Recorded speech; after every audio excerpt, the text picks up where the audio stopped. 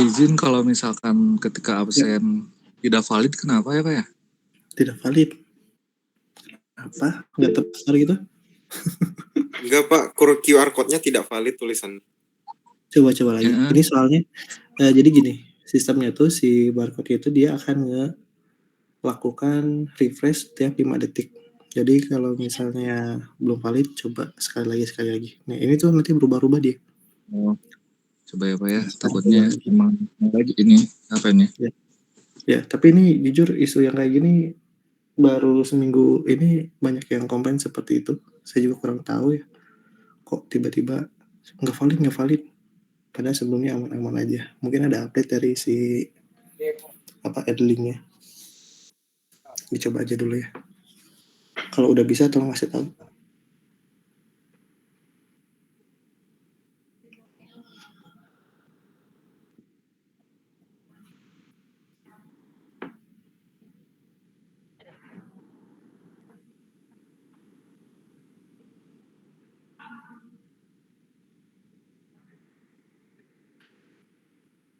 Nah, dia rubah lagi kan. Kayak gitu sih emang.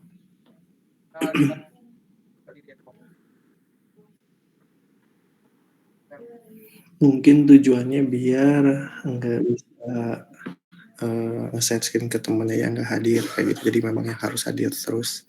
Dan QR code-nya ada waktu expire-nya kayak gitu.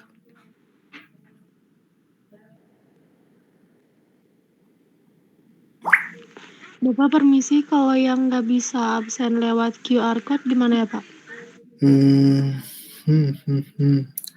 Kalau misalnya dari screenshot juga nggak bisa ya? Dari HP ya? Iya Maksudnya Pak, nggak bisa. Harus 2 device. 2 device. Kalau selama ini biasanya Siva pakai apa? Pakai laptop, pakai HP? Kalau selama ini pakai HP Pak.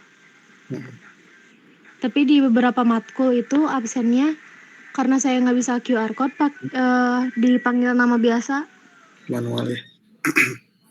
Iya, Ini tuh betul, di absen manual. sebenarnya karena ya bisa aja sih nanti. Atau coba aja di chat ya, Siva. Setelah ini, saya kan lagi share screen dulu ke temannya.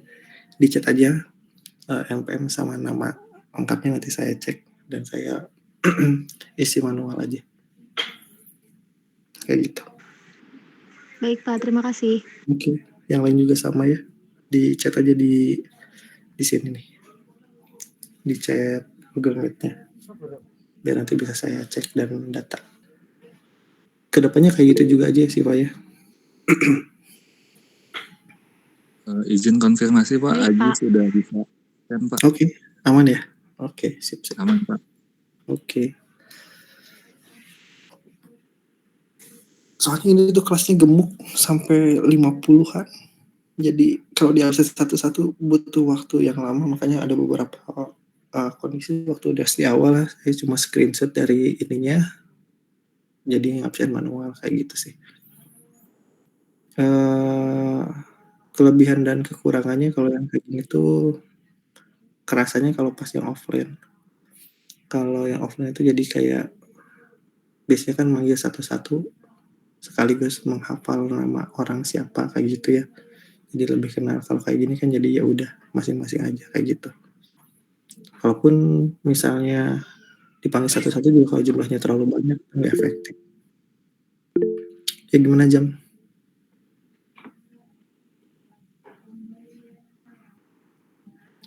Halo Jam gimana Jam? Pak, izin bertanya, tidak bisa absen ya Pak? Nggak bisa. Ya, tidak bisa absen di scan Pak. Di chat aja tuh kayak teman-temannya ya.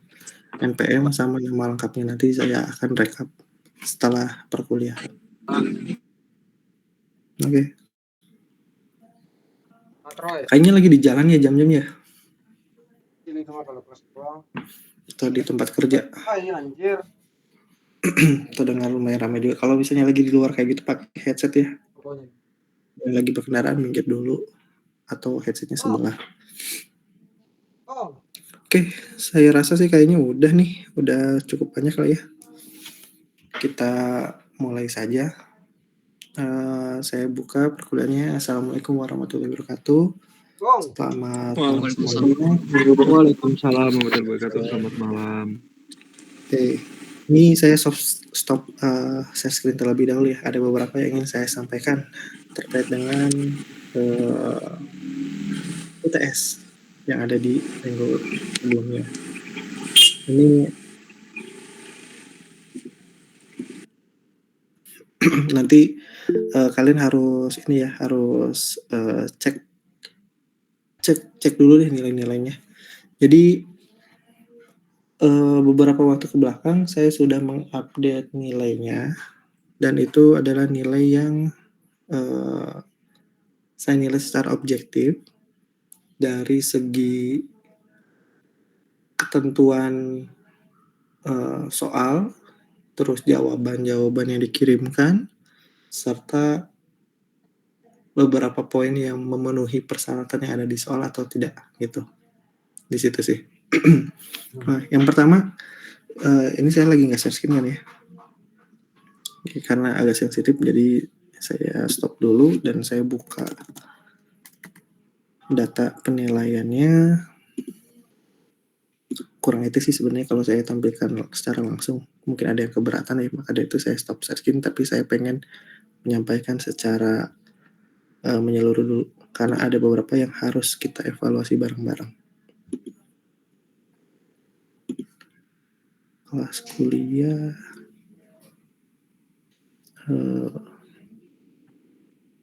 MC.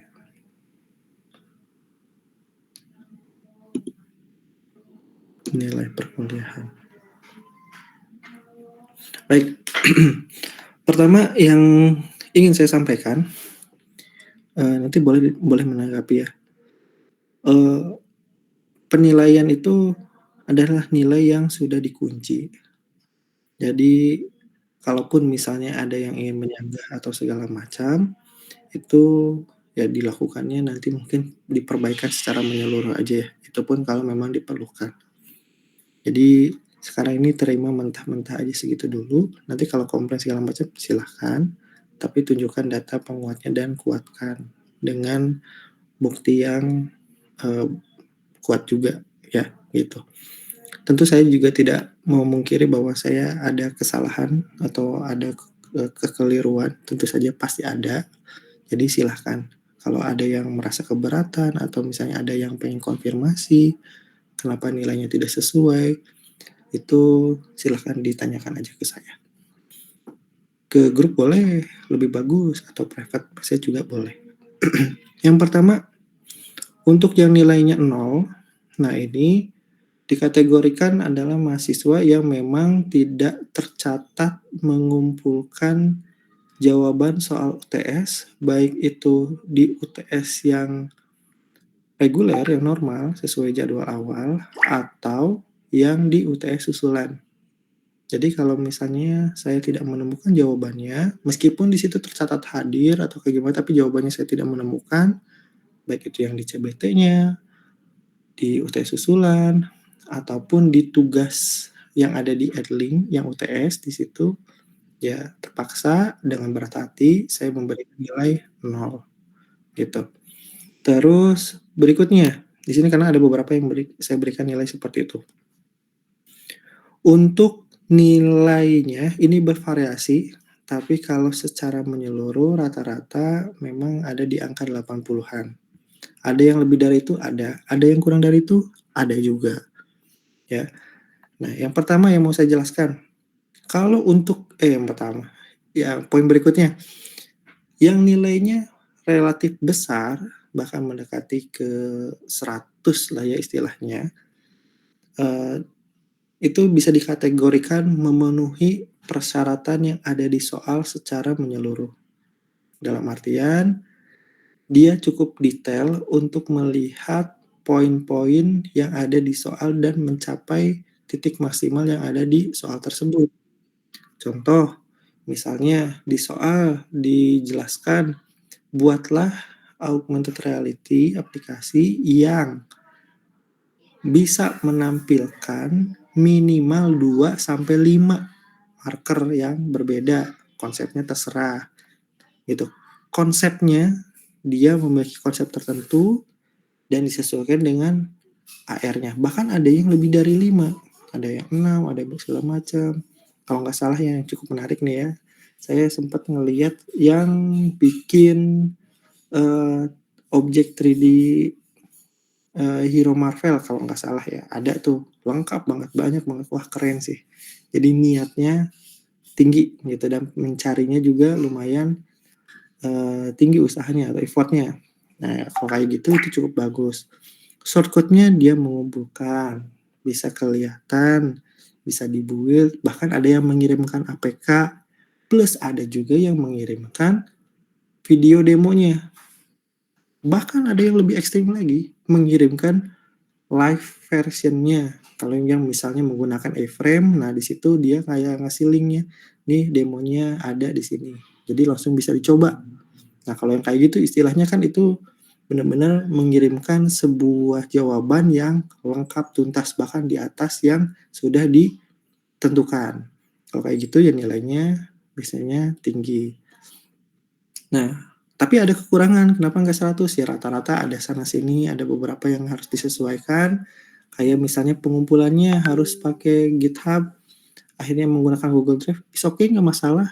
Tapi ternyata di Google Drive di situ juga ada beberapa yang di-uploadnya tuh sampai folder library-nya atau folder build-nya ya. Jadi harus ngedownloadnya sekitar 500 mega, 300 mega, jadi itu butuh proses dan menurut saya itu kurang sempurna aja ya secara proses pengiriman. Jadi ya memang udah paling tepat menggunakan GitHub sih karena di situ ya benar-benar sesuai dengan porsi yang memang diperuntukkan untuk sharing code gitu. Dia sudah bisa mendeteksi mana yang perlu di-share, mana yang enggak gitu ya. Alasannya di situ. Kalau pakai Google Drive ya kenapa besar nggak bisa Pak? Ya karena ada yang salah dalam proses upload ke GitHub-nya atau tidak sesuai dengan kaidahnya. Uploadnya langsung di webnya lah misalnya kayak gitu. Dia kan nggak tahu tuh mana yang diizinkan atau enggak gitnya kayak gitu ya. Mungkin bagi yang mengalami hal tersebut coba belajar lagi GitHub, coba dicek lagi. Kalau misalnya ada waktu dan kalian pengen belajar lebih lanjut, silakan saja dialokasikan mungkin di luar perkuliahan, di luar jam perkuliahan akan saya coba luangkan waktu gimana caranya untuk proses upload. Karena di beberapa project itu pasti berbeda caranya ya. Git ignore-nya berbeda. Git ignore itu maksudnya file project apa yang bisa diabaikan untuk di-share gitu. Biasanya sih kalau untuk yang aplikasi ya folder build atau folder library yang kayak gitunya diabaikan. Kalau yang pakai A-frame ya udah jelas lah, udah pastilah itu HTML-nya harus ada ya, ringan juga sih harusnya. Jadi nggak ada masalah harusnya. Yang Unity ini nih yang biasanya jadi kebingungan. Terus di situ ya poin pengumpulan atau media pengumpulan itu juga cukup penting. Berikutnya di poin berikutnya ini terkait dengan penyajian. Nah di situ kan ada ini yang beranjak agak ke bawah dikit ya, yang nilainya tidak terlalu besar, yang di tengah-tengah. Itu biasanya dia memenuhi semua persyaratan, tapi ada beberapa yang dianggap kurang maksimal. Contoh, misalnya augmented reality-nya minimal 2, maksimal 5. Dia itu cuma ngasih 2 saja, jadi ngambilnya yang minimal. Ya otomatis nilainya juga ya segitu, di tengah-tengah, minimal. Di batas lulus, di batas nilai paling atas lah gitu. Di batas nilai ya di batas nilai A lah bisa saya sebutkan kayak gitu. Jadi pas-pasan. Kalau misalnya lebih tinggi lagi ya lebih tinggi lagi nilainya. Dan itu akan kerasa ngedongkraknya ketika dikalkulasikan dengan presentasi nilai-nilai yang lain. Jadi di situ itu juga poin penilaian yang cukup penting. Jadi kedepannya jangan ngejar yang minimal, kejarnya yang maksimal ya gitu. Berikutnya terkait dengan penyajian. Nah penyajian ini juga hal yang penting nih, simple penting. Tapi kalian mungkin agak beberapa yang sering abainya maksudnya kayak menyampaikan ya. Kita coba untuk meningkatkan literasi bersama. Jadi di situ ketika ada soal dinyatakan di situ, tautkan screenshot, tautkan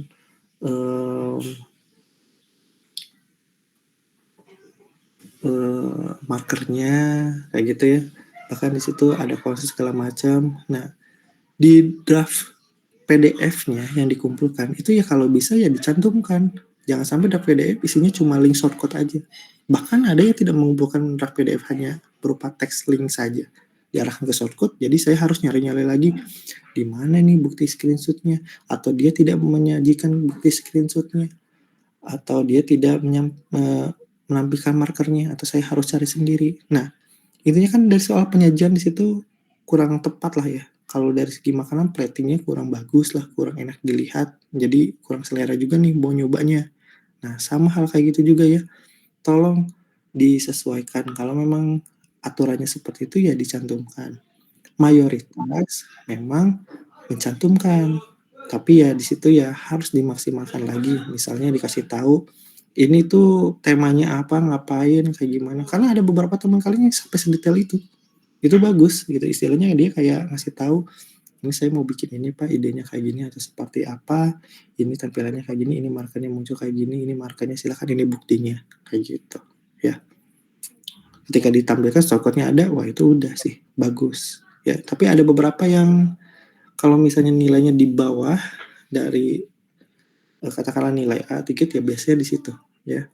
Jadi secara penyajian kurang lengkap, terus dia memenuhi standar minimum, bahkan ada yang cuma 1. Jadi ya udah semaksimalnya aja, ya udah nilainya juga cukup objektif seperti itu. Ya biar fair nilainya ya saya berikan kayak gitu ya. Tetap saya berikan nilainya karena memang sudah ada dan sudah benar, tapi ya untuk mendekati itu apa sempurna atau enggak, karena pembandingnya teman-temannya yang lain ada yang ke arah sana, jadi ya sesuai soal juga ya, dengan penilaian objektif saya berikan nilainya seperti itu. Terus bagi yang menggunakan Google Drive itu sebetulnya kan saya izinkan silahkan, tapi tolong ya catat baik-baik di sini ya. Tolong diingat baik-baik.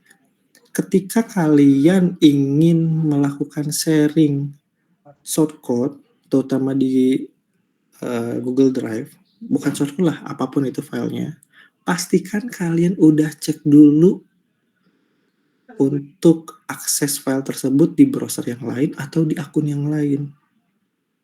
Saya bisa mengakses atau enggak, ya? Karena di situ saya memang ini nggak banyak, tapi seringkali masih ditemukan. Ketika saya coba untuk mengakses, ternyata itu malah diprotected si filenya. Jadi saya harus request akses dulu ke yang ownernya atau ke kalian. Nah, otomatis kalau kayak gitu, ibaratnya kalian disuruh ngumpulin, tapi kalian yang megang kuncinya. Jadi pertanyaan saya, ini mau niat ngumpulin atau enggak? Nah, itu kan istilahnya dari hal yang sepele, tapi bisa berakibat fatal. Bahkan, mungkin ada beberapa dosen yang bisa menganggap, ya kalian nggak ngumpulin, karena kalian juga ngumpulinnya setengah-setengah, gitu. Itu terbantu dengan beberapa yang menampilkan screenshot, jadi oke lah, saya tahu, atau kayak gimana, dia berhasil, pemaparannya bagus. Nah, bayangin kalau misalnya screenshotnya nggak ada, markernya nggak ada, cuma link aja, dan ternyata linknya di protected. Nah, lo bingung lagi kan nilainya dari mana nih, gitu. Ya, apakah saya harus menjapri satu-satu? Tolong dibukakan aksesnya. Kayak saya rasa itu kurang sesuai dengan kaidah ininya ya, kaidah konteks siapa yang harus mengumpulkan, siapa yang harus memberikan gitu. Kalau kayak itu jadi kayak kalian juga cuek sendiri terhadap apa yang sudah kalian kumpulkan. Nah, harusnya nanti dicek lagi, minimal di browser yang berbeda deh, itu bisa kebuka nggak? Kalau nggak kebuka ya benerin. Padahal itu kan aksesnya cukup mudah ya, cuma pas sharing linknya itu di situ pastikan aksesnya public, bukan protected gitu. View aja juga nggak masalah, tapi itu jadi fatal lah istilahnya ya, karena di situ harus request akses dulu. Nah, kali ini saya toleransi yang seperti itu. Jadi tetap saya akan hargai dan terbantu mungkin ya dengan istilahnya ada shortcut segala macam. Jadi akhirnya saya berikan nilai yang objektif juga. Cuma udah tahu mungkin ya yang kategori kayak gitu penilaiannya di kriteria yang mana. Ya, ini kalau udah terkait dengan delivery file atau kayak gitu, deliver file kayak gitu atau pengiriman file itu ya hal simpel tapi udah jadi krusial sih larinya. Ya, apalagi banyak yang kejadian yang seperti itu yang ngumpulinnya tepat waktu justru bukan di UTS susulan. Nah, berarti kan dia nggak ngecek sama sekali tuh. Udah ngirimin udah aja lah gitu. Nah, itu agak berbahaya ke depannya. Hati-hati. Tolong dicatat baik-baik dan jangan sampai hal tersebut terulang kembali di kesempatan berikutnya. Entah itu di mata kuliah ini ataupun di dunia kerja ataupun di mata kuliah lain. Pokoknya pastikan dengan baik ya. Gitu. Kalau misalnya alasan, wah iya Pak lupa dibuka atau kayak gimana. Lupa itu bukan jadi alasan, tapi di cross check nggak gitu. Saya rasa sih kebanyakan mayoritas nggak di cross check dulu gitu ya. Terus poin berikutnya, ini kalau ada yang nilainya paling yang rendah lagi, lebih rendah lagi dari situ, itu penyebabnya, nah ini saya agak sedikit bingung. Ada beberapa mahasiswa yang memberikan nilai, bukan nilai, memberikan jawaban, tapi jawabannya sama sekali nggak nyambung dengan soal. Entah itu shortcut-nya yang ngaco, tiba-tiba jadi shortcut-nya saya nggak tahu ya, shortcut-nya agak sedikit aneh juga gitu ya. Pertama agak sedikit aneh, terus yang kedua itu konteksnya bukan augmented reality, tapi virtual reality. Jadi nggak ada peran kamera di situ. Adanya justru membuat objek 3 dimensi di dunia virtual yang akan kita pelajari justru sekarang. Sebenarnya ya itu udah ada juga sih. Ini kebanyakan yang menggunakan iframe yang kasus kayak gitu. Nah, yang kayak gini saya agak sedikit bingung karena apakah salah mengirimkan jawaban atau memang kurang mengerti mengenai konteksnya atau seperti apa. Tapi kalau saya rasa kurang mengerti atau konteksnya harusnya bisa bertanya ya ketika soal tersebut diberikan. Bahkan itu sebelum UTS malah ya. Harusnya bisa bertanya ini maksud soalnya apa yang kayak gimana. Bahkan seringnya saya sampaikan kayak gitu. Udah menjelang UTS-nya, bahkan setelah UTS-nya ada perpanjangan juga sebenarnya waktunya. Jadi saya sih lebih mencurigai terkesan mendadak ya ngerjainnya. Dan lucunya itu shortcut-nya tuh mirip. Lebih dari satu orang yang sama. Jadi ini kayak udah beres belum ngumpulinnya? Udah beres nih. Ya udah minta dong, minta. Ya udah kirimin yuk. Waktunya juga ngumpulinnya berbarengan. Beda beberapa menit lah. Nah, yang kayak gini-gini tolong lebih apa ya? Lebih dimatangkan lagi lah ya persiapannya. Apalagi ini mekanisme UTS di kita kan kayak atau di mata kuliah ini cukup panjang. Bahkan sebelum UTS sudah diberikan soalnya, setelah UTS juga udah lumayan relatif panjang beberapa minggu. Ada UTS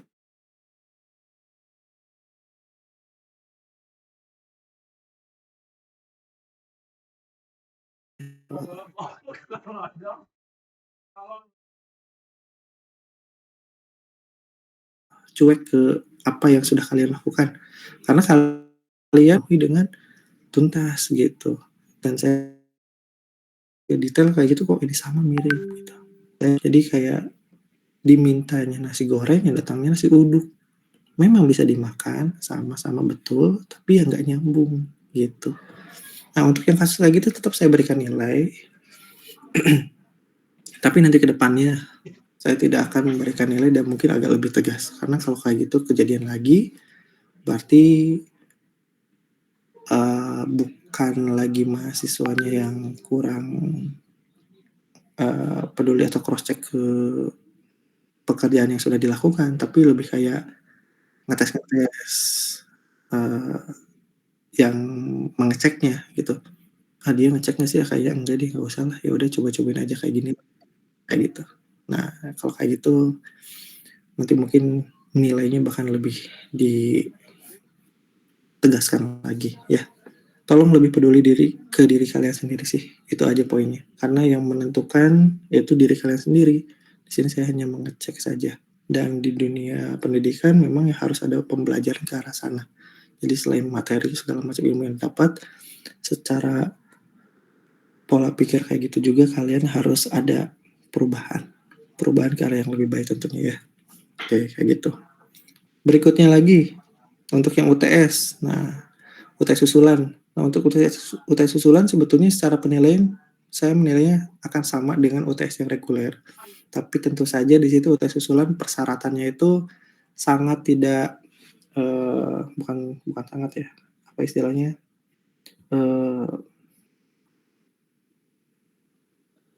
Sebentar.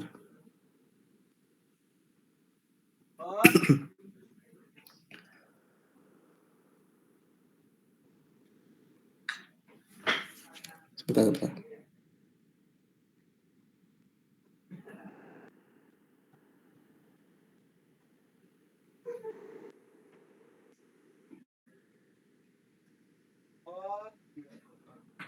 Ya, UTS susulan itu sebetulnya mekanisme yang memang sudah disediakan oleh kampus, tapi ke depannya saya tidak berharap kita bertemu di UTS susulan. Kenapa? Karena persyaratan di UTS susulan itu udah mulai diperketat. Kalau misalnya ada yang tidak yang beralasan sakit harus ada surat sakitnya dari dokter segala macam, dan itu di ACC-nya sama akademik. Saya hanya melihat data yang sudah di-approve sama beliau atau sama akademik. Terus ada biaya administrasi bahlah beberapa case ya. Kalau misalnya terkait dengan pekerjaan ada yang harus minta ACC dari atasannya juga. Pokoknya persyaratannya sangat dipersulit. Soalnya juga harus dibedakan. Makanya kemarin saya memberikan ya soalnya tetap sama, hanya saja saya pengen ada pembedanya yaitu ada ujian lisan. Tujuannya apa? Biar saya bisa memastikan alasannya apa ketika waktu itu tidak bisa hadir segala macam. Terus saya juga sekaligus pengen tahu pengetahuan dari yang bersangkutan. Makanya di situ saya berikan ketegasan bagi yang tidak bisa mengikuti lisan, maka nilainya akan diambil hanya setengah dari nilai total maksimal yang didapatkan oleh mahasiswa tersebut gitu. Dan ternyata dari 100% yang mengikuti UTS susulan, hanya 50% saja yang hadir untuk ujian lisan. Nah, kalau kayak gini udah lebih tanda-tanda lagi nih. Udah ikut ujian UTS susulan, tapi dia nggak mau hadir. Jadi tidak mau memperjuangkan apa yang sudah dia lewatkan sebelumnya gitu. Hadir aja enggak, konfirmasi juga enggak. Nah, kalau kayak gitu udah nilainya saya berikan tegas aja. Pemberian 50% itu saya terapkan. Dengan tujuan apa? Efek jera dan tidak diulangi lagi di kesempatan berikutnya. Intinya tetap sama, bahwa kalian harus lebih peduli ke diri kalian sendiri. Karena yang menentukan nilainya, ilmu yang kalian dapatkan, pengalaman, pembelajarannya itu hanya dari diri kalian. Gitu ya.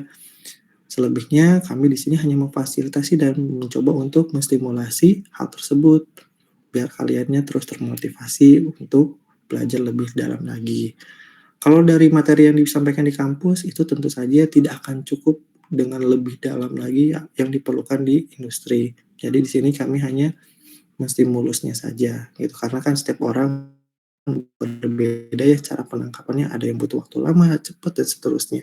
Jadi diharapkan di sini ketika diberi umpan ya kalian banyak latihan dan mencoba secara mandiri. Kayak gitu sih ya proses pembelajaran yang baik itu. Jadi tidak harus nunggu disuapin atau kayak gimana, tapi justru kalian kayak disuapin, oh nyicipin kayak gimana, ternyata rasanya seperti apa, terus kalian coba ini sendiri lagi, diskusikan kayak gitu ya. Itu aja sih. Sekedar introspeksi, mengingatkan ke diri kalian dan diri saya sendiri. Mudah-mudahan ke depannya saya bisa memberikan nilai yang baik lagi untuk kalian dan kalian juga mensupport hal tersebut gitu ya. Bagi yang keberatan atau merasa kurang berkenan atau kayak gimana silahkan, tetap masih saya buka, cuma ya mungkin butuh proses lagi. Terus bagian nilainya 0 gimana Pak? Apakah masih bisa diperbaiki? Nah, kita lihat nanti aja deh ya. Saya juga agak kurang mengerti sih. Pasti alasannya juga banyak dan agak kurang bisa masuk akal di pemikiran saya saat ini ya, kalau memang tidak ada komunikasi sebelumnya, ya saran saya coba ikuti aja, kejar di nilai yang berikutnya, entah itu UAS, tugas besar, dan seterusnya. Masalah kebijakan nanti, ya itu nanti kita lihat gimana nanti, tapi ya tentu saja persyaratannya juga udah jauh lebih berat lagi, gitu. Mungkin melibatkan dosen wali atau misalnya tanda tangan orang tua wali, dan seterusnya.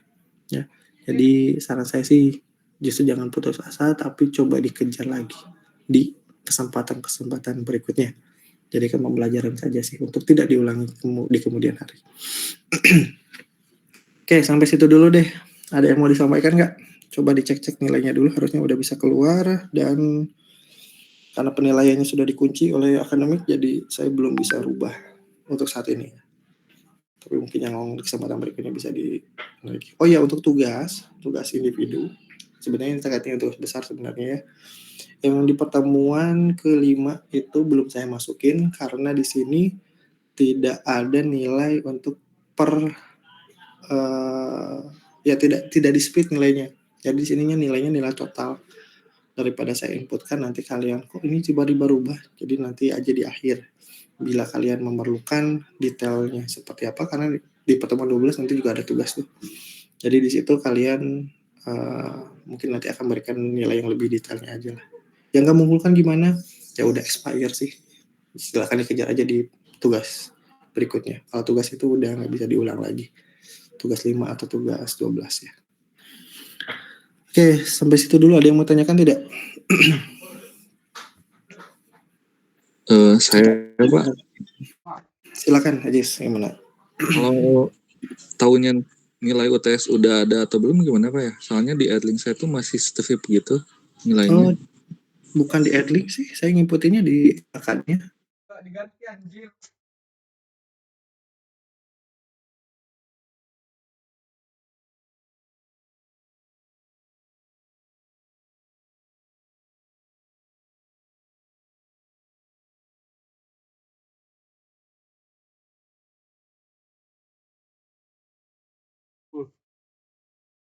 Boleh. Boleh. Boleh.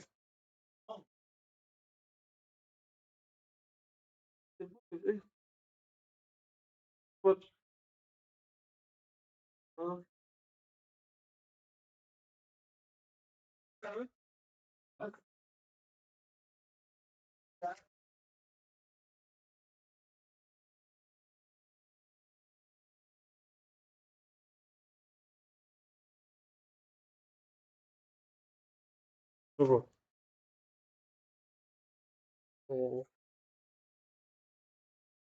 Putus, Bang. Gak ada sinyal. Gak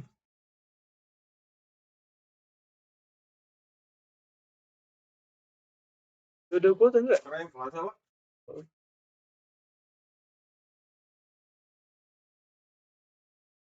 Ini yang naik.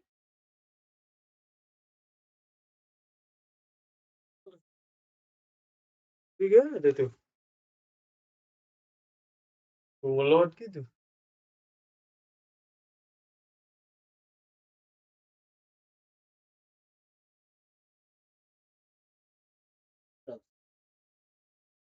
Belum. Udah. Jadi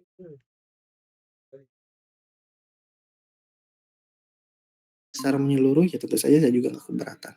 Gitu. Jadi gimana kalian butuh apa ya pasti saya coba cek. Oke, saya rasa udah clear ya. Silakan nanti cek-cek dulu setelah perkenalan ini. Terus kalian bisa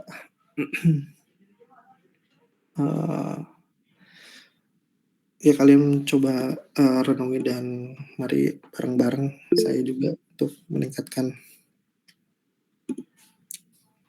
proses penilaian dan perkuliahan berikutnya gitu. Ada di bagian My Academic Adlink. Ya, kayak gitu ya. Baik Pak, sudah muncul. Sip. Pak, maaf izin bertanya, Pak. Tadi Gimana? saya mungkin sedikit rada nggak bisa gitu absen tadi melewat ini. Di chat soalnya aja. pakai di chat aja gitu. Nah, chat aja teman-temannya udah Makasih, ada yang. Ya. Oke, saya langsung ke materinya aja ya. Ini saya tutup dulu sebentar.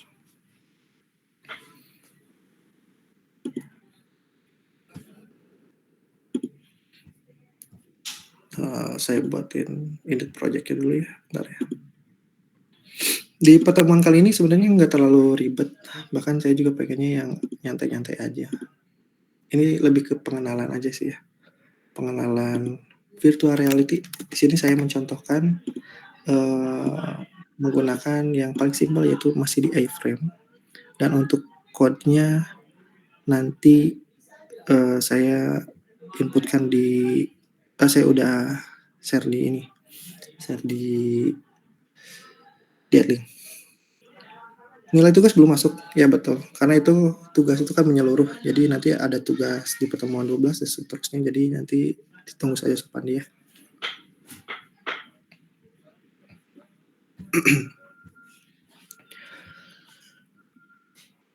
Oke, ya. Saya searching dulu deh, sorry, maaf. Kedepannya kita banyak praktek kayak gini ya, mungkin saya akan memberikan banyak video. Oh iya, untuk video juga itu saya tautkan yang link Google Drive. Jadi kalian cek aja di deskripsi pertemuan 9. Kalian pengen cek ya silahkan di situ. Udah kelihatan nggak screen-nya? Sudah, Pak. Sudah ya. Nah, pertama kita buka iframe dulu. Ini tetap saya pakai iframe karena yang paling mudah atau yang paling ringan. Meskipun jujur ketika pengumpulan UTS kemarin, saya agak apresiasi dikit sih. Ada beberapa yang menggunakan yang tidak kita pelajari seperti Vuforia dan seterusnya. Ya itu bagus, silahkan. Saya juga tidak mengekang harus pakai apa gitu kan ya, karena di sini device-nya juga cukup beragam. Tapi untuk perkuliahan saya rasa menggunakan yang paling simple itu lebih realistis lah, karena bisa menyentuh semua. Tapi kalau kalian pengen yang menggunakan tetap IDE atau tools yang kalian juga silahkan, selama konteksnya sama, misalnya virtual reality, augmented reality kayak gitu. Ya, jadi nggak masalah. Nah, kalau untuk iframe ini karena memang paling simpel dan paling gampang, cuma memang butuhkan internet segala macam. Kekurangannya juga dia tuh dokumentasinya lengkap, cuma kurang bagus dari segi pencarian. Jadi saya akan coba ambil garis besarnya aja ya. Nanti kalian coba pelajari sendiri di rumah. Di sini biasanya saya masuk ke getting started dulu. Terus di sini langsung sudah dihadirkan shortcode untuk membuat virtual reality. Karena pada dasarnya si iframe ini dia tuh basicnya virtual reality, bukan augmented reality. Augmented reality itu dia menggunakan ARJS yang disupport gitu ya, saling support antara iframe sama ARJS. Jadi kalau misalnya basicnya apa sih iframe ini, dia basicnya virtual reality. Nah, virtual reality itu apa? Sedikit mengingatkan kalau AR itu mencoba untuk mendatangkan dunia digital ke dunia maya, biar kalian lihat nih dunia digitalnya itu kayak gimana sih di keadaannya di dunia kita tuh, dengan perantara kamera biar bisa muncul lah objek 3D-nya lah, videonya atau apa. Nah, kayak gitu ya. Kalau ini kebalikannya, kita yang justru masuk ke sana ya, ke dunia digital tersebut. Jadi kebalikannya lah. Dan di sini sebenarnya dia juga udah ngomongin nggak cuma virtual reality atau AR aja, tapi ada yang mix kalau nggak salah ya, atau XR. Nggak kelihatan ya di sini ya. Coba sini. Ya. Nah, web XR browser ya kayak gitulah. Jadi sebenarnya pengembangannya di sini dia udah mulai agak ngeblur. Bukan ngeblur ya, agak mulai membaur lah gitu. Nah, kita coba yang simpel dulu di sini. Saya biasanya ke introduction, getting started. Ini ada contoh codingannya. Saya coba copy paste dulu, pakai yang CDN aja ya.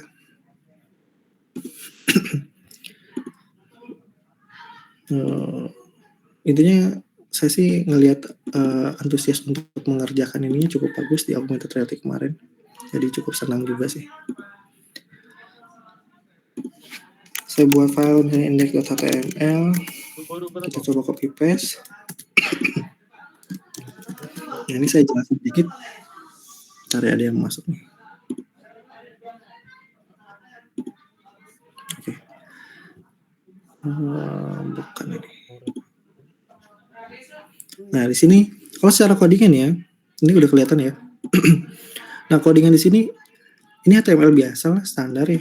Kalau misalnya di ARJS atau di augmented reality itu kan kita harus nambahin di sini ARJS. Nah, kalau di sini ini cukup bagian iframe-nya aja. Yang versi minimal juga. Jadi lebih simpel dan ini versi yang terbaru. Kebetulan 1.5.0. Ini saya gunain yang online aja. Kalau mau offline juga silahkan. Tapi selama komunikasi internet bagus dan kapasitasnya juga kecil, saya rasa aman-aman aja untuk dilakukannya. Kalian harus cek dulu sih sebenarnya. Kalau misalnya merasa keberatan atau lumayan lama loadingnya, berarti kalian coba dibikin lokal gitu ya. Oh ya, kita sampai jam berapa sih, Mark? Jam 22 atau jam 21? 22.20 Pak. Kalau nggak salah. Lumayan juga ya sampai malam. Jam 22, Pak. Oke, saya rasa nggak akan sampai jam 22 sih. Simple aja. Nah, di sini di bagian badinya ini adalah saya sedikit mengulang ya. Mungkin yang pakai iframe kemarin di augmented reality ataupun yang sempat membuat virtual reality-nya, ini juga saya akan coba jelaskan lagi. Nah, di sini async ini adalah dunia virtualnya atau scene-nya lah ya. Di situ dunianya, dan yang di dalamnya ini adalah bentuk-bentuk digital yang ada di dunia virtual tersebut. Sebenarnya async ini nggak ngomongin virtual reality aja, sorry. Di sini augmented reality juga sama pakai async. Nah, async ini diambilnya tagnya ya tentu saja dari iframe.js ini. Jadi harus ada tag ininya ya. Ini tag ini bisa kepake kalau ininya di import di bagian headernya. Nah, di sini ada box, ada sphere, ada cylinder, ada plane, ada sky. Jadi ya pada dasarnya ya ini bentuk tradisional. Di situ ada kotak, ada lingkaran, ada silinder. Plane itu lebih ke lantai. Jadi kalau di dunia virtual kan kita butuh ya lantainya seperti apa kayak gitu. Nah, ini plane namanya, bukan floor ya, plane.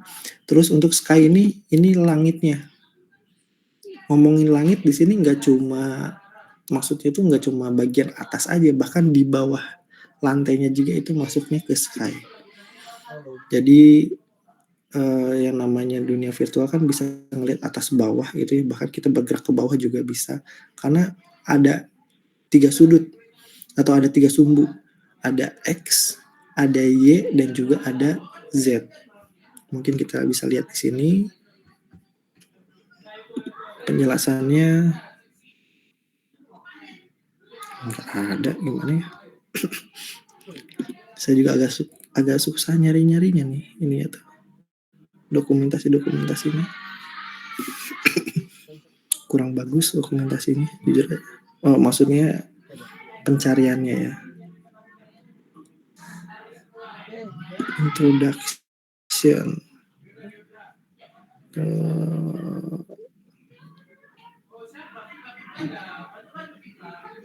Iya, saya lupa lagi Bang.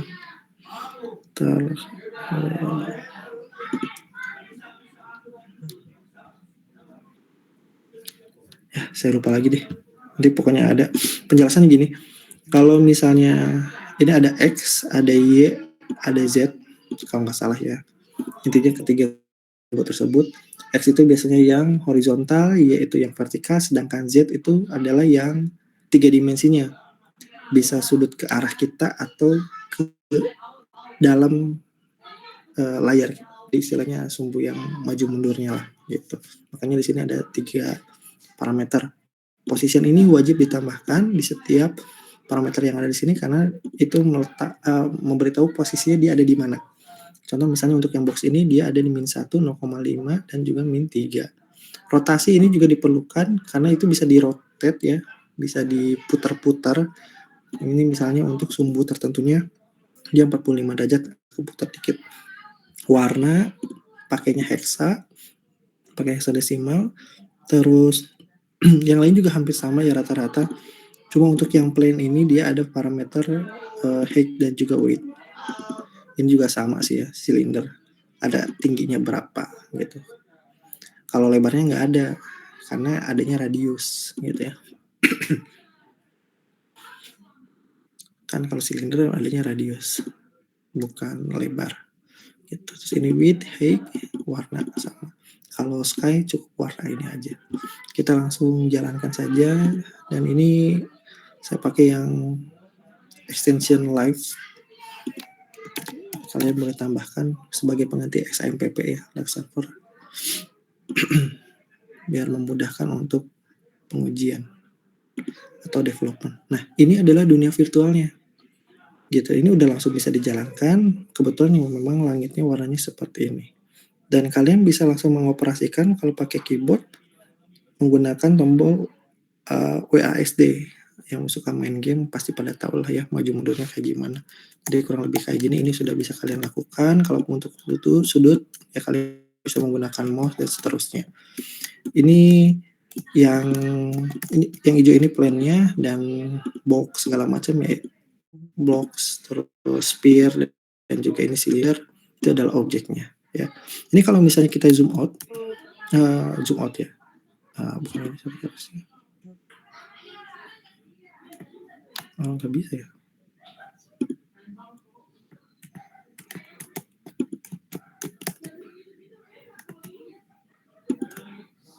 Nah ini, sorry saya agak mundurin jauh ke belakang. Kelihatan nggak ya?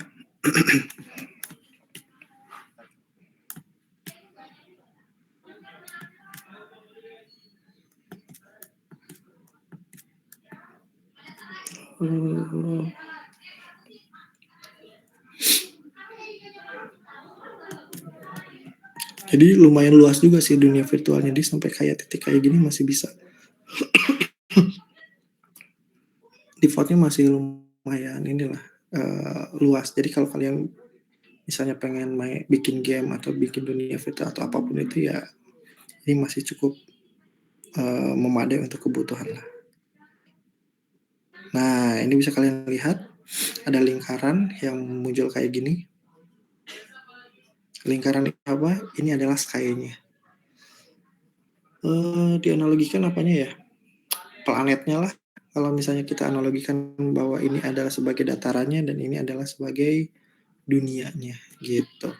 Jadi batasannya ya sejauh ini gitu ya. Dan sky itu yang meliputi atas sama bawah. Contoh di sini kayak gini ya, ini warnanya kebetulan abu-abu. Misalnya kita mau ubah warna langit itu apa sih?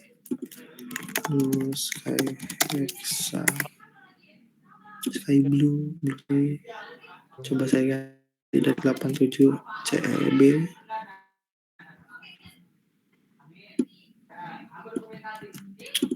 Saya simpan. Ya, ini yang balik lagi kayak gitu. Nah, kurang lebih kayak gini. Jadi dia atas bawahnya itu ya bisa kalian lihat. Cuma karena ini plannya atau kameranya di set sejajar dengan plan ini, jadi ya agak susah untuk melihat ke bawahnya ya. Kayak gitu. Nanti saya akan jelaskan lagi.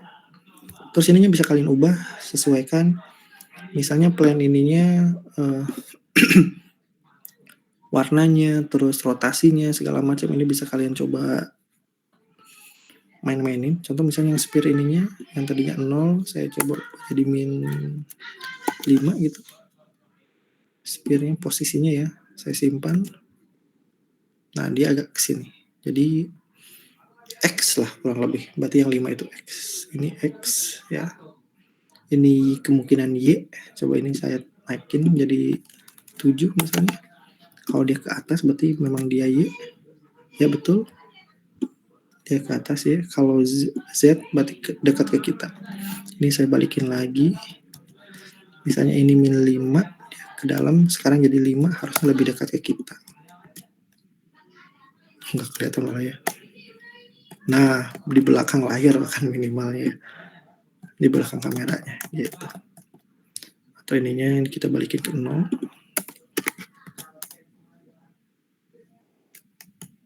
Nah, itu pas banget nempel dengan kameranya sebenarnya. yaitu kamera. Oke, kayak gitu. Ini saya reset lagi. Berikutnya yang mau kita coba pelajari lagi, main-main lagi. Eh,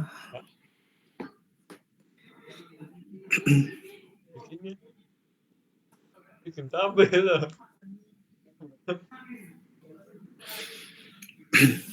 Oke, sebentar ya, maaf ya. Nah, di sini ada yang namanya Visual Inspector. Jadi Visual Inspector itu kalau kalian misalnya suka dengan drag and drop, nggak suka dengan yang namanya coding-codingan yang tadi, ini juga sebetulnya sudah tersedia namanya Visual Inspector. Nah, ini kalian bisa jalankan dengan cara misalnya untuk si yang Windows atau Linux ini menggunakan Ctrl Alt I. Kalau misalnya di Mac menggunakan Ctrl Option I, nanti akan muncul editornya kayak gini. Kita akan coba praktekkan. Masuk ke sini, saya pencet Ctrl Option I kalau di sini. Nah, jadi muncul grid-gridnya yang kayak gini. Ini mungkin kalian lebih apa istilahnya ya, lebih leluasa lah melihatnya. Gitu. Cuma ya di sini kalian harus bisa melihat posisi sesuai dengan yang kalian inginkan. Jadi ini lane-nya tuh masih terbatas sih sampai sini. Kalian bisa luasin lagi sesuai dengan yang kalian inginkan. Dan kalau misalnya mau dilihat lagi, ya sejauh zoom in zoom out-nya mungkin ya kayak gini lah, kayak tadi lah. Gitu. Si dunia ininya. Nah, segini dunia dunia virtual reality-nya. Misalnya kalian mau geser, ini kurang ke kiri nih, geser. Ini kurang ke kanan, ini sedikit agak ke belakang. Ya. Terus ini ukurannya misalnya pengen diperbesar 2 kali lipat, misalnya ada di scale di sini. Masukin 2 kayak gitu. Ini juga lipat, ini juga. Nah, jadinya kurang lebih kayak gitu dan seterusnya. Di sini bisa kalian lihat juga ini bagian scene-nya. Oh, nggak muncul ya. Oke, coba yang box-nya.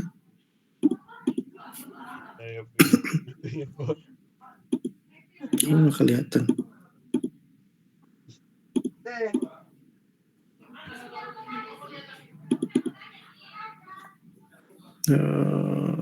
Ya, saya coba rest lagi aja deh ya. Yang bisa kalian lihat di sini ada box-nya. Jadi kalau misalnya pengen tahu ini box-nya, langsung diarahin ke situ. Bagian spear-nya di sebelah mana, silindernya, kamera plane-nya, terus sky-nya. Nah, ini ada kamera. Mungkin yang tadi ya. Kameranya tuh di sini nih.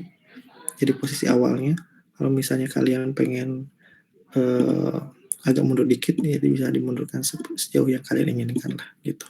Tinggal disesuaikan aja. Cuma enaknya kayaknya pakai ini ya, pakai mouse. Kalau pakai trackpad kurang nyaman pasti, agak susah. Ini lampu cahaya dari bawah, ini juga dari sini dipantulkan kayak gitu. Yang bisa kalian main-main lah di sini. Banyak bisa kalian ubah segala macam dan ini bisa di save. Tapi saya nggak tahu nih nggak bisa kenapa ya. Tapi kalau misalnya kalian pengen lihat perubahannya di sini, ini nggak langsung merubah nih sayangnya nih. Nggak langsung merubah yang ada di sini. Jadi kalaupun mau mungkin kalian save atau kalian export atau bisa dicoba di bagian web inspektornya. Kalau di Chrome mungkin bisa pakai kayak F12 ya. Nah, buat dapetin ini scene-nya. Tinggal kalian sesuaikan, itu udah rubah dengan yang sudah diatur tadi. Gitu. Itu Visual Inspector. Terus apalagi ya? Nah, satu lagi mungkin ya. Kita akan coba sedikit bermain dengan oh iya, saya coba jelasin dulu ya. Di virtual reality itu pada trennya saat ini itu kayak kalau menurut saya dibagi menjadi 2. ada yang larinya ke virtual tour, ada yang larinya ke dunia game yang banyak interaksinya, game-game kayak gini nih. Ya, ini possible atau bisa dilakukan oleh si A-Frame. Jadi silahkan kalian bisa berkreasi. Nah, yang membutuhkan yang virtual tour itu maksudnya, jadi dia kayak mencoba untuk memberikan gambaran nyata di dunia aslinya, tapi di sini dalam bentuk virtualnya. Contoh misalnya saya pengen mencoba merasakan sensasi untuk berdiri di ujung piramida yang ada di Mesir gitu misalnya. Karena pendiri di sana itu nggak mudah kan ya, dan bahkan ilegal gitu, nggak boleh untuk memanjat yang paling tinggi. Tapi saya pengen merasakan sensasinya itu kayak gimana. Nah ini bisa kalian terapkan dengan cara kalian bisa ngebuat environment-nya atau sky-nya atau lingkungannya itu dengan si tampilan ya tampilan yang sama persis gitu, tampilan si pemandangannya, atau kalau misalnya dalam bentuk video ya lebih bagus lagi kayak gitu. Nah di sini kita bisa memanfaatkan tag yang sky. Di sini kalian bisa baca juga ke bawahnya ya. Bisa tagnya apa aja di sini, primitifnya kalian bisa lihat, kamera, circle, cone, cube map dan seterusnya kalian bisa baca-baca. Cuma sekali lagi dokumentasinya kurang bagus, jadi kalian harus tahu sendiri di bagian mana atau seperti apa kayak gitu. Contoh yang sky ini, misalnya diklik. Nah ternyata sky ini nggak cuma ngomongin masalah warna aja, dia juga bisa dari suatu gambar. Ini bisa kayak gini nih, aset dibuat kayak gini, ini asetnya apa, ada aset gambar, terus kayak ini source-nya kemana, diarahkan ke sini, diambilnya ID-nya pakai tag ini ya, ID-nya dari sini, ini source-nya, atau langsung SRC source-nya juga itu boleh, warna juga boleh. Bahkan di sini lebih detailnya lagi nih, bisa warna, ada theta, transparan, ada pi, ada radius, banyak. Nah, terus jenis gambar apa sih yang bisa dibuat jadi environment si sky-nya atau langitnya?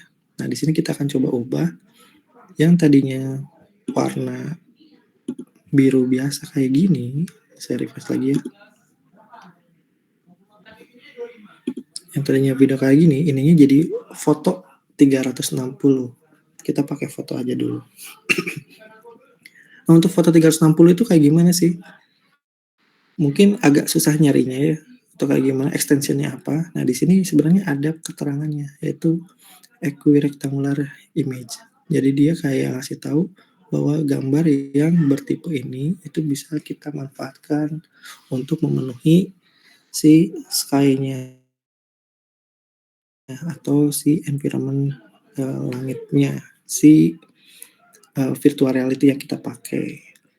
Caranya gimana sih buat bikin kayak gitu? Di sini juga ada contohnya nih untuk guide fotografinya. Bagi yang penasaran atau yang pengen mencoba hal tersebut, nih kalian bisa lihat. Tapi ini udah jadul 2016. Mungkin ada yang terbaru, yang canggih ya. Di antaranya di sini ada yang namanya Ricoh Theta S. Hardware-nya sebenarnya. Nah jadi ini ya dia menggambar atau memfoto 360 derajat.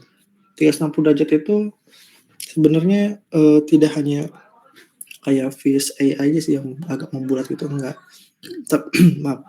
Tapi memastikan dia bisa dilihat sudut pandang atas, bawah, depan, kanan, kiri, kayak gitunya dengan jelas. Gitu sih. Ya caranya kayak gini. Bikin, emang ada alatnya. Jadi nggak bisa dari 2 dimensi diubah jadi 300. Tapi coba aja kalian pakai AI ya. Siapa tahu sekarang udah modern, bisa dibuatkan. Kata kuncinya yaitu equirectangular image. Nah untuk cara pembuatannya ya kayak gitu. Silahkan. Bagi yang merasa membutuhkan ya kalian boleh beli device-nya atau perangkat hardware-nya yang suka fotografi kayak gitu ya. Jadi bisa memanfaatkan VR, jadi kayak VR fotografi kayak gitu. Atau kalian kalau misalnya malas, bukan malas juga ya, kita sebagai ini ya nggak harus repot-repot sampai ke arah sana. Kita bisa menggunakan yang sudah ada di sini. Klik aja nih yang bagian Flickr ininya, ada contoh dari akun Equirectangularnya. Nah, ini kata kunci juga sih sebenarnya. Ini ada contoh beberapa status foto 360 yang bisa kalian gunakan. Nah, di sini tentu saja berbeda ininya ya, berbeda aksesnya. Ada yang gratis, ada yang berbayar, atau harus premium, dan seterusnya. Jadi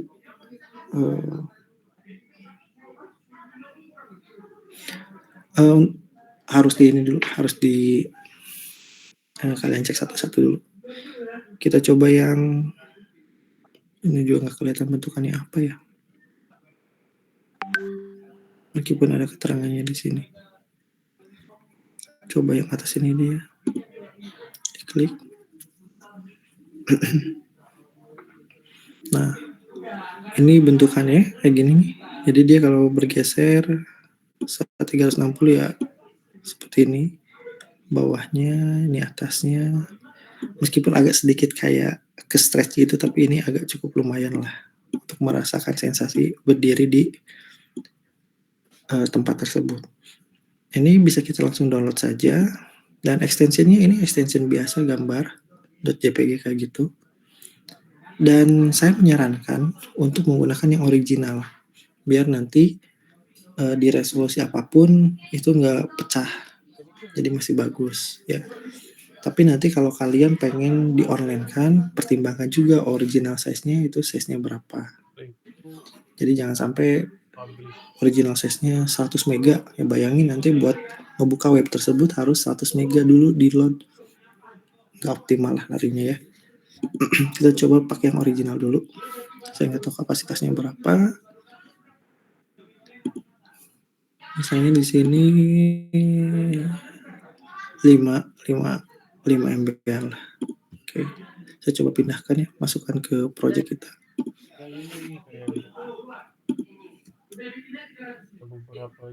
Nah, ini.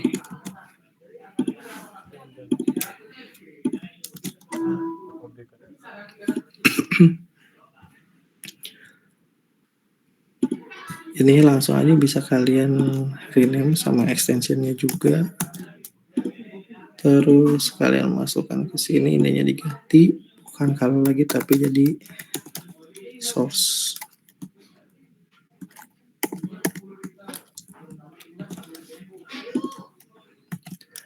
Oke. Nah, seperti itu. Sekarang kita lihat ini bentukannya seperti ini. Jadi kita bisa udah ngeliat ke sana sini nih. Cuma ya memang tetap belum bisa maju ya. Namanya juga foto. Jadi belum bisa maju mundur kayak gitu. Cuma ini lingkungan environment-nya udah pemandangan tadi udah dibuat agak cukup bagus lah, nggak terlalu ini.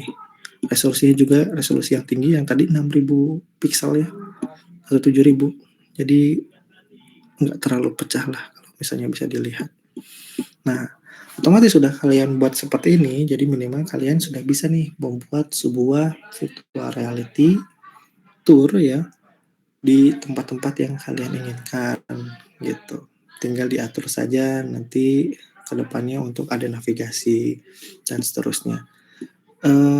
Ini sedikit menjelaskan kayak di Google Street View. Google Street View kan kurang lebih kayak gini ya. Tapi si mobil itu ketika dia berjalan, dia tuh meng-capture kamera, moto beberapa detik sekali. Terus ada arah ya ketika ke sana nih, maju. Nah, sebetulnya ya di situ titik maju dan dia meng-capture di titik tersebut. Jadi ketika pindah ke sana ya dia sebetulnya pindah environment sebenarnya gitu. Jadi bukan di environment yang sama, tapi kayak nge-link aja, pindah ke sana geser dikit. Karena bisa kelihatan kalau misalnya ada mobil nih yang mau nyalip gitu, tiba-tiba pas di sini pas di titik ini dia masih di belakang, tapi pas di titik ini dia udah di depan. Nah, kurang lebih sih rentang waktu pengambilan gambarnya seperti itu. Jadi konsepnya bisa kalian ambil dan terapkan. Plus di sini juga kalian bisa gabungkan dengan dunia digitalnya, atau bukan dunia digital, objek-objek digital 3 dimensi kayak gini. Misalnya mau pakai apa kayak atau kayak gimana, nah itu bisa kalian tambahkan. Cuma ya di sini baik lagi ini tuh cuma foto. Jadi ketika kalian mundurkan, ya kurang lebih kayak gitu ya. Pada dasarnya sebetulnya ini sama yang belakang itu dia dua hal yang berbeda. Ini yang biasanya digunakan untuk virtual tour, sedangkan ini yang digunakan biasanya untuk game atau meng-create dunia digital yang biasa. Oke, saya coba memastikan dulu. Ini benar nggak sih lingkarannya udah jadi foto kayak gini? Coba ya.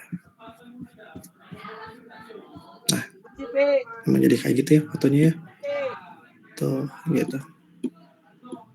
Jadi memang dunianya yang ditempeli dengan si, bahkan titiknya di sini nih, dia kelihatan. Gitu. Jadi mungkin di sini nanti banyak lingkaran-lingkaran lain yang nyambung dari sini. Ya.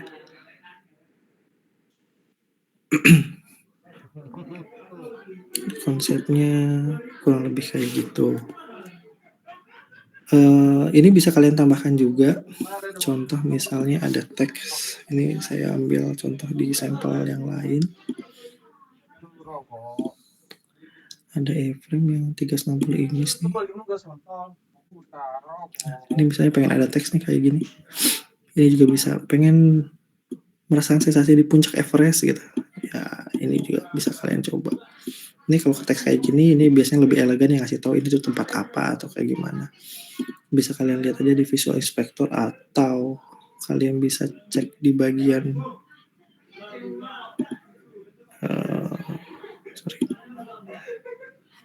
view source-nya di sini. Bisa kalian lihat penulisan teksnya kayak gini. Kita juga bisa tinggal tambahkan ke codingan kita. Ini letaknya mau di bawah sky boleh, di mana juga boleh. Terserah. Ininya saya komentar dulu.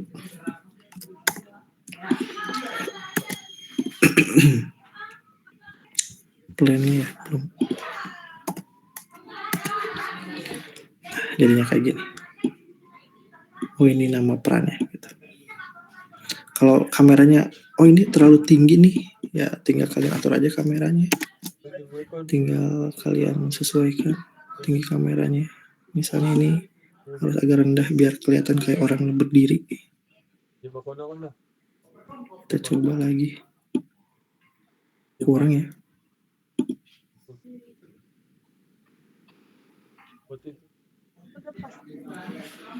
Kayaknya nggak ngaruh sih ini.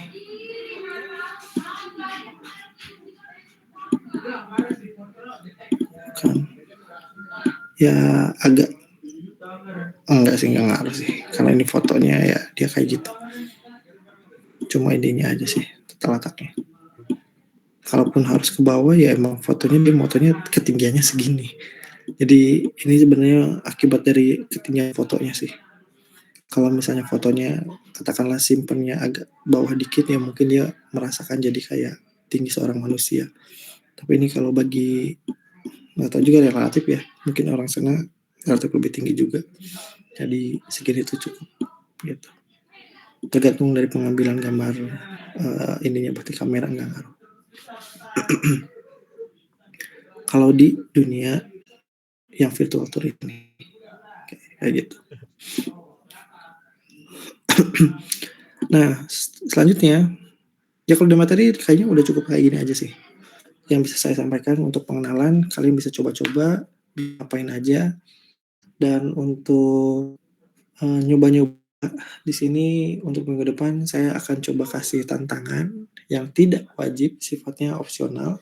Tapi kalau misalnya ada yang bisa menyelesaikan, nanti format pengumpulannya saya akan informasikan.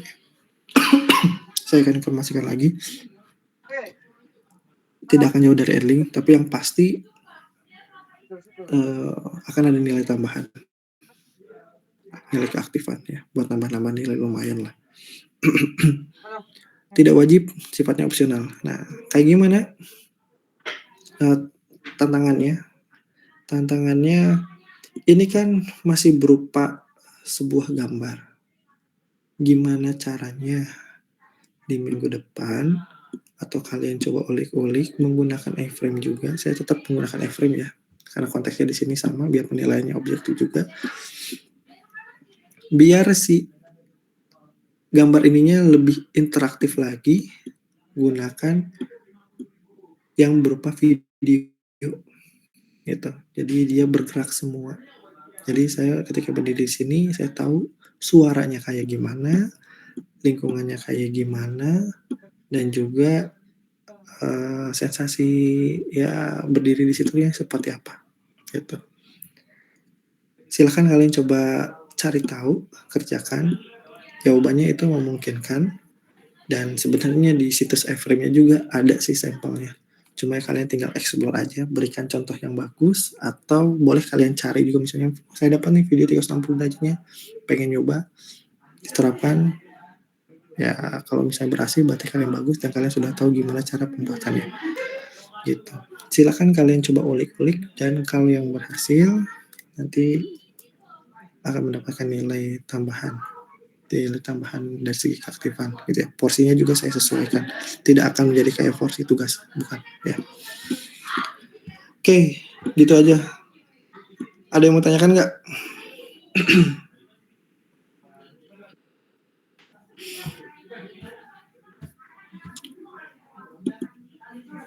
Siapa tadi yang cek? Videonya bersuara nggak Pak? Kalau bisa bersuara, biar kerasa suaranya. Biasanya kan kalau ada orang lalu lalang tuh kayak kedengeran, oh mereka lagi ngobrol apa atau kayak gimana. Abaikan dulu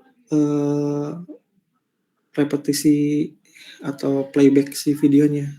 Ada beberapa yang kayak muter ulang terus-terusan aja kayak itu, yang nggak apa-apa. Masalah kita abaikan aja dulu di situ ya. Jadi kalau misalnya sampai suara itu lebih bagus lagi ya Fadlan. Untuk durasinya bebas, yang normal aja. Maksudnya jangan sampai bergiga-giga juga. Jadi nantinya susah untuk di-load-nya. Sekiranya bisa diputar aja dulu ya. Karena betul itu berkaitan dengan aset. Aset itu kita juga harus pertimbangkan dengan baik. Jangan sampai asetnya terlalu tinggi ya. Kalau misalnya asetnya terlalu tinggi atau terlalu besar, nanti akan mempengaruhi performance ketika membuka website tersebut. Dan kita harus memikirkannya, yang pertama gimana caranya kompresi videonya agar tetap jelas tapi kapasitasnya kecil. Terus yang kedua, proses streamingnya yang harus dioptimalkan. Jadi jangan sampai nunggu loading sampai tuntas dulu, tapi gimana harus ya pelan-pelan. Itu bukan hal yang mudah juga sih. Ya kayak kita nonton video aja gitu. Itu kan nggak semuanya langsung nunggu sampai selesai dulu, tapi ada bufferingnya kayak gitu. Tapi ketika kita yang nyoba ngeplaynya dari awal ya nyaman-nyaman aja kayak gitu ya. Ada referensi untuk video yang harus dipakai seperti apa atau dalam videonya? Coba cari ya. Di sini ada nih. Nih, kalian tinggal cari-cari aja di sini nih. Atau kata kunci. Frame dengan video 360 atau apapun itu. Ada. Ya, itu tantangannya di situ. Kalau ada kayak gitu, nanti kalian tinggal coba ya. Ada kok, ada. Dan itu memungkinkan. Bahkan ada sampelnya sebenarnya di iframe-nya, ada contohnya. Jadi kalian bisa tinggal pakai. Tapi kita fokus ke yang video dunia nyata ya. Kan ada tuh yang berupa video tapi videonya dunia digital tuh, kayak yang dibikin sendiri gitu. Tapi kita pengen coba yang dunia nyata. Jadi kita fokusnya VR-nya ke yang arah virtual tour dulu deh. Untuk yang game segala macamnya nanti belakangan. Karena untuk game itu banyak yang harus dicoba, harus interaksinya. Kayak kita bisa lebih enak sih yang menggunakan controller ya. Nah, kalau kalian ada yang tertarik misalnya ke VR kayak gini, yang punya budget lebih, coba beli controller untuk virtualnya sekalian. Karena virtual ini sekarang udah nggak cuma nengok-nengok maju mundur kayak gitu aja, tapi ada bisa controller kanan kiri ngapain gitu. Dan iframe ini lumayan cukup powerful loh ternyata. Dia bisa sampai ke arah sentuh seperti itu. Kalau ada waktu dan memungkinkan ya mungkin saya akan coba kasih arahan basic ke arah sana gitu ya. Terserah pengembangannya kalian mau bikin apa atau kayak gimana gitu. Nanti kumpulin shortcode-nya aja, Pak. Sama screenshot-nya juga deh kalau bisa ya. Shortcode video screenshot-nya atau apa. Kalau pakai iframe kan sebenarnya mudah. Kalau mau kalian di online kan juga nanti bisa langsung saya coba. Lebih mudah lagi ya, gitu Adlan. Yang pasti mah pastiin jalan dulu aja gitu. Ya. Oke, seperti itu sih. Bolehlah pakai CDN kayak gini. Tapi lokal nggak masalah ya, Pak. Ya kalau lokal berarti filenya ini harus dimasukin ke dalam project gitu, si file videonya. Pokoknya intinya contoh kayak gini deh. Ya saya berarti kan kalau kayak gini, ini meskipun ininya online, tapi ininya ngambil petnya dari lokal kan, berarti ya saya butuh segininya gitu. Ya. Kalau kalian jalan di lokal dengan parameter atau project yang udah dengan file project yang sudah kalian dapatkan, ya segitunya yang dikirimin. Kalau iframe kan simple filenya juga nggak terlalu ribet sebanyak Unity, jadi dia yang ada di project tersebut ya kalian kirimkan, gitu aja sih. Kalau jalan di lokal harusnya di jalan juga di saya sih gitu. Terus saya pengen ngasih informasi ini juga nih. Mungkin ada yang pakai GitHub, wah boleh juga tuh, enak. Bebas lah ya, bebas. Kapasitasnya juga kecil kok kalau mau pakai GitHub, paling asetnya aja nanti, asetnya kapasitasnya berapa. Lebih bagus pakai GitHub, ada beberapa yang pakai GitHub buat hostingnya. Nah kalau untuk share, ini sedikit saya coba, sebentar ya, saya coba ini dulu deh. Soalnya yang kita udah kepake, ya udah cari yang lain atau apalah gitu ya. Atau kalau enggak ya project lokalnya juga, kalau jalan di lokal nggak masalah. Atau gini aja deh, buatkan sedikit video demonya aja deh ya, biar memudahkan untuk pengecekan. Gitu aja sih. Lebih pastikan itu udah berfungsi atau enggak. Terus saya lihat cek code-nya juga, ternyata di code-nya memungkinkan dan memang betul, ya udah tanpa ada keraguan lagi gitu sih. Ya. Videonya juga ya simpel aja, nggak usah terlalu lama, beberapa detik juga cukup, yang penting jelas. Oke, sebentar ya, saya izin coba untuk login dulu bentar. Sini masih bersama ya. Sebentar.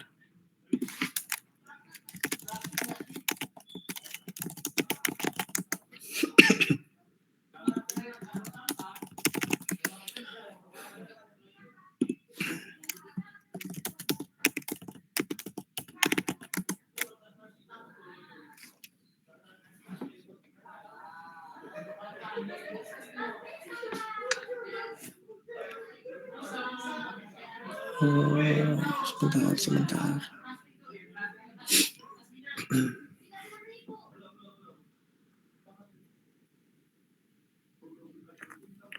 Mana ya?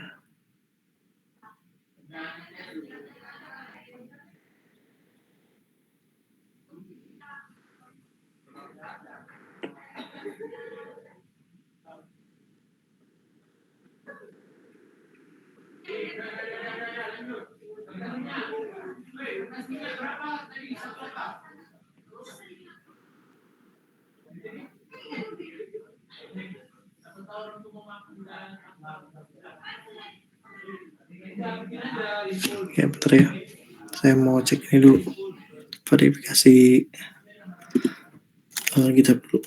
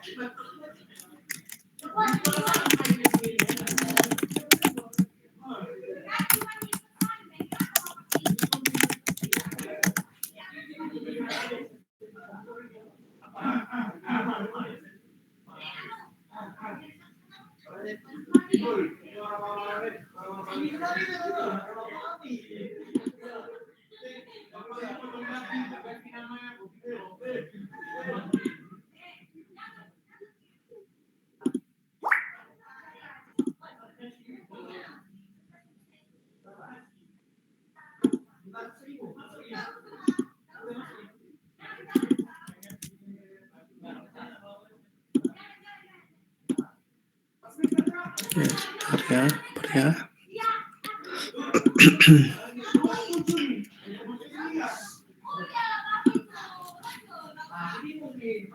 Aduh, ini GitHub sekarang harus ada ini ya, saya lupa nggak pakai autentifikasi apa namanya, autentifikasi dua arah ya.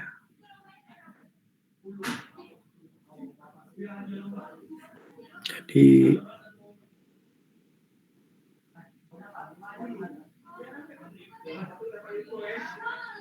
merepotkan.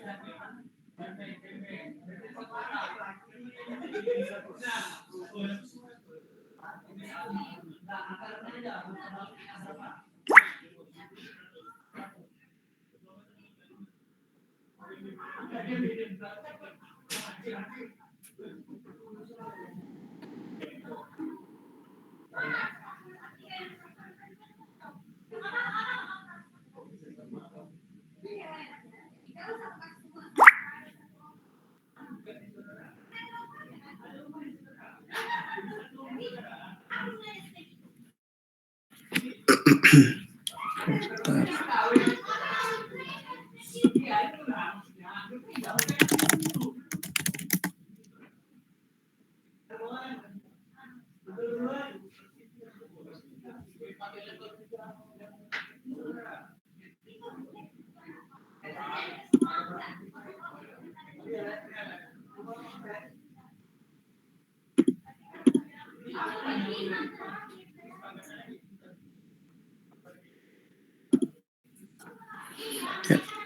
Saya sebenarnya pengen ngasih tahu ini sih. Tapi kayaknya saya susah buat mendemoin ke kalian ya. Karena akun GitHub-nya lagi kurang bagus. Harus disetting dulu. Jadi gini, mungkin kedepannya nanti kalian ada butuh buat buat ngepresentasiin ini ke klien biar nggak perlu hosting segala macam atau tanpa perlu menggunakan Glitch gitu atau hosting di server kalian. Kalau cuma tujuan untuk presentasi, di Visual Studio Code udah ada yang namanya fitur port ini nih, port. Nah, jadi kalian tinggal bisa udah kelihatan belum sih nih? Udah ya. Ke port ini terus kalian pilih forward port. Nah, di sini misalnya portnya kan kita sedang jalan di live di 5500. Tinggal tambah 5500 kayak gitu, terus kalian enter. Lagi coba dibuatin. Nah, link ininya harusnya kalian coba kasih di browser ya. Coba copy. Saya coba pindahin ke sini. Ini pakai yang Microsoft punya.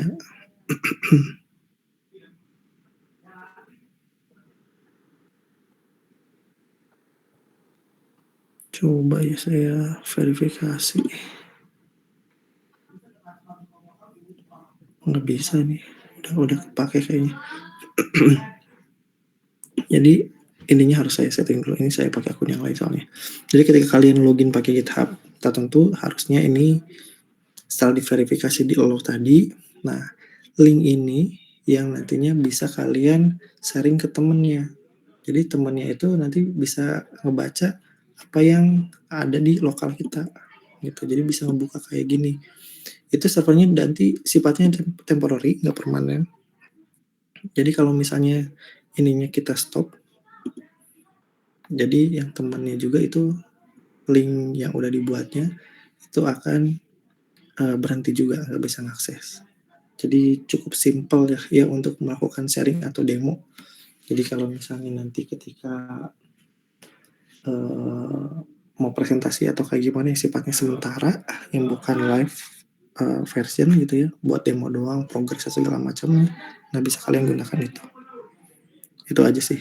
sebelum kalian coba publish di online beneran atau di hosting beneran, bisa kalian coba-coba di situ dulu gitu.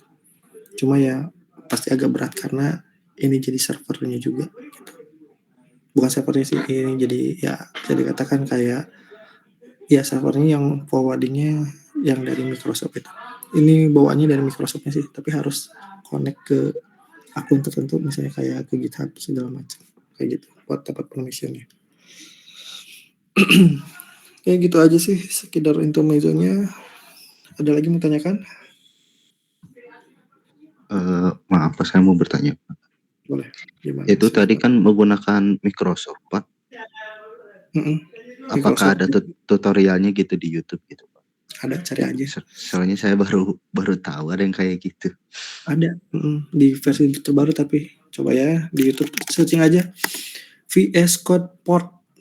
Oh, portnya berarti itu bebas ya, Pak? Berapa aja gitu? Dia tergantung yang sedang jalannya atau kita mau share-nya port yang berapa. Tapi kan kalau misalnya yang tadi menggunakan versi ini, contoh nih, ini masih share screen ya. Oke. Iya. Nah, jadi ini kan namanya port forwarding. Jadi kayak kita lagi ngebuka port nih, port 5500 tadinya lah. Disebutnya kayak gitu ya. Sedangkan 5500 itu adalah port yang sedang live, yang ada di lokal kita, bukan live ya, yang sedang berjalan di lokal kita, yang dimana di situ sedang mengakses aplikasi kita lah, yang 127 kayak gitu ya. Nah, itu yang akan di forwarding dibuatkan URL temporary. Nah, URL temporary-nya itu ketika dibuka akan mengarahkan ke port kita gitu. Oh, jadi server lokal ini komputer kita gitu jadi server gitu bagi mereka Nah, yang kurang di lebihnya port kayak itu. gitu sih. Ya, betul. Tapi itu sifatnya sementara sih. Jadi Dan kalau secara misalnya maaf Pak, jadi kalau misalnya saya matiin aja VS Code-nya ataupun mati matiin juga komputernya, server. webnya mati juga berarti. Oh, Ya, betul. Oke, berarti kita beda tonton beda buat kayak GitHub kebutuhan IO. sharing aja. Siapa? Ya kita coba contoh kayak gini lah ya. Kita lihat bentar.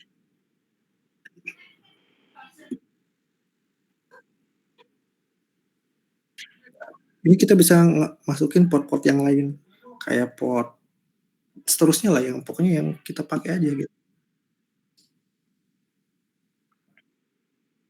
Nah, misalnya dia di sini lagi ngejalin localhost di port 3000 gitu kan ya. Dia berfungsi kayak gitulah. Terus dia tambahin di sini portnya 3000 yang mau di-share-nya, ini ada linknya unik gitu. Ininya harus diubah sebenarnya jadi public nanti visibility-nya harusnya gitu sih. Cuma ada verifikasi kayak gitu. Untuk portnya itu misalnya kan 3000 kita masukin, terus kan nanti selanjutnya 3001, 3002 sampai banyak itu jumlahnya bebas berarti ya? Tergantung, ya sebenarnya random kan port itu. Cuma ada beberapa kayak yang udah dipesan kayak 8080 itu untuk yang port URL kayak gini kan ya. Tapi biasanya kalau yang kayak gini random sih. Apa aja. Bahkan ada beberapa service kayak SAMPP misalnya portnya katakanlah 2525 gitu. Terus nginstal yang lain juga portnya sama 2525 biasanya bentrok tuh. Harus diubah salah satu. Jadi ya sifatnya biasanya unik tapi 4 digit gitu sih. Oh. Ada yang bisa kita atur sendiri, ada yang mau nggak mau ya kita harus pakai itu gitu sih. Ya. Oke. Jadi selama portnya tidak bentrok ya itu bisa di-share. Gitu deh. Cuma ini keperluannya buat yang temporary aja sih. Kayak gini dia bisa ya kayak kita pengen ngecek aja ke teman misalnya gini aplikasi udah jadi nih pengen dipresentasiin silahkan buka ini gitu udah berfungsi belum, oh udah berfungsi misalnya kata kliennya gitu ini udah bagus udah kayak gimana udah oke ya udah di stop lagi gitu kan repot ya kalau misalnya kita harus hosting dulu versi apa atau kayak gimana cuma buat presentasi doang atau kayak gimana jadi ini bisa dicoba lah buat kalian.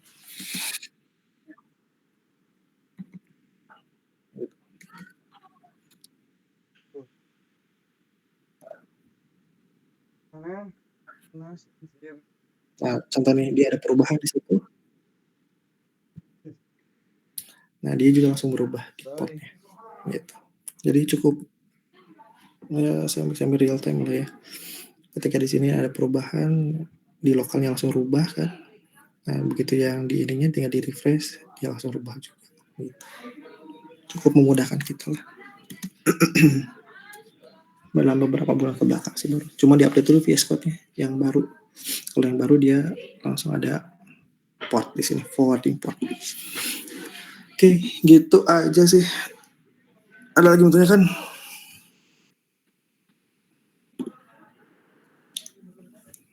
Gak ada. Bebas Kak, rekomendasinya di atas port itu. Nah, itu juga boleh, betul. Thank you Chan. Udah nambahin. Jadi kalau mau yang aneh-aneh sebenarnya portnya angkanya juga yang aneh. Kayak angka 7 kayak atau berapa kayak gitu. Bebas. Bisa diatur-atur lah. Biar nggak bentrok maksudnya ya. Jangan pakai yang port-port yang umum. Oke, gitu aja. Terima kasih semuanya yang sudah bergabung. Mohon maaf jika ada kekurangan dan kesalahannya. Ya, semoga semuanya pada sehat selalu ya. Ya, mohon maaf juga kalau misalnya saya agak sedikit kurang optimal kayak gimana. Soalnya lagi ada kabar kurang baik juga nih dari keluarga. Ayah saya lagi sakit juga, jadi agak sedikit kemana-mana nih Bu ya pemikirannya. Mohon doanya juga ya buat kalian semua. Semoga semua pada sehat, orang tuanya pada sehat, keluarganya pada sehat juga. Bisa kembali lagi dan beraktivitas seperti biasa. Oke, terima kasih semuanya yang sudah bergabung. Sampai ketemu di minggu depan. Minggu depan tetap masuk seperti biasa. Dan silahkan coba dikerjakan. Terus nanti saya informasikan lebih lanjut lagi terkait dengan media pengumpulannya. Terima kasih, selamat malam. Wabillahi taufiq wal hidayah. Wassalamualaikum warahmatullahi wabarakatuh. Waalaikumsalam warahmatullahi wabarakatuh. Makasih Pak. Terima kasih. Yang absennya ini nanti cek lagi aja ya. Iya, hanya mengganti sky-nya aja. Gitu ya, Chan. Udah done, Pak. Ya udah. Silakan dioprek-oprek dulu ya, Chan ya. Oke, terima kasih.